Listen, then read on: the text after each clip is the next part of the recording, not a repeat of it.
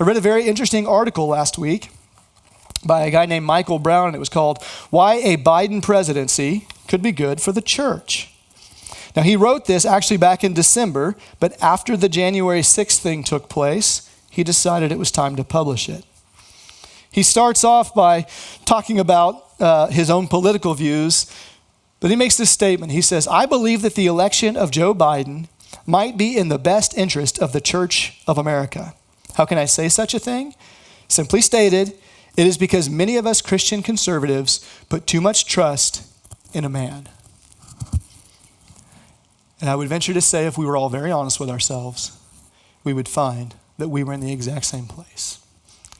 We found that our trust began to be in a man, and we started looking to a man. I would venture to say that too many of us as believers in Jesus Christ would more easily align ourselves with a political party or a political candidate than we would with Jesus Christ.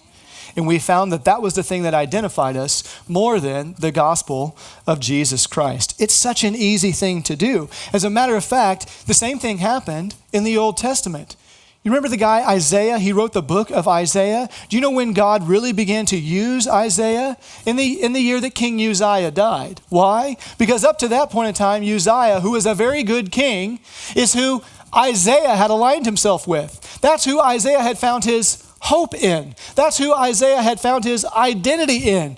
And in the year that King Uzziah died, that was when Isaiah saw the Lord high and lifted up. The writer goes on to say, as for the church, the more that we realize that we cannot look to the White House or to Congress to do our bidding, the more we will get back to the gospel basics. And it is those basics alone that can save the nation. To quote the words of the Psalms, it is better to take refuge in the Lord than to trust in princes. Psalm 118, verse 9, which, may I point out, is the exact center of the Bible. You see, one of the best things that can happen to us is for us to realize that our hope continues to be in the same place that it always should have been, and that's simply in Jesus Christ. Not in a candidate, not in a man. He closes out the article by saying this: an adversarial presence in the White House could be the best thing that happened to the Church of America in years. Maybe this is what it will take to wake us up. An awakened church remains the hope of the nation.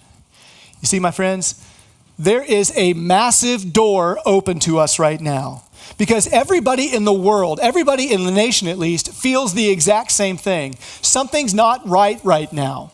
We can all feel it. There's this dreadful anticipation inside of all of us that something's just not right. Everybody knows it. Everybody senses it. But only we have the true answer. Only we have the true place of hope. Not because of who we are, but because of what the Word of God says and because of who Jesus is. And we have this massive door that's open to us. But what we need to realize is there's many entrenched against us. But that doesn't mean we can run. It doesn't mean we give up. It doesn't mean we hide in our bunkers with our food storage and all of our guns and ammo and pretend like the rest of the world doesn't exist. It means we get out into that world and take advantage of this door that's open to us in spite of the adversaries, and we begin engaging people for the gospel of Jesus Christ. Because, my friends, an effective door is open because the world is looking for hope. You're the one that has this treasure hidden in an earthen vessel. Don't run. Don't leave Ephesus just yet, because an effective door is open.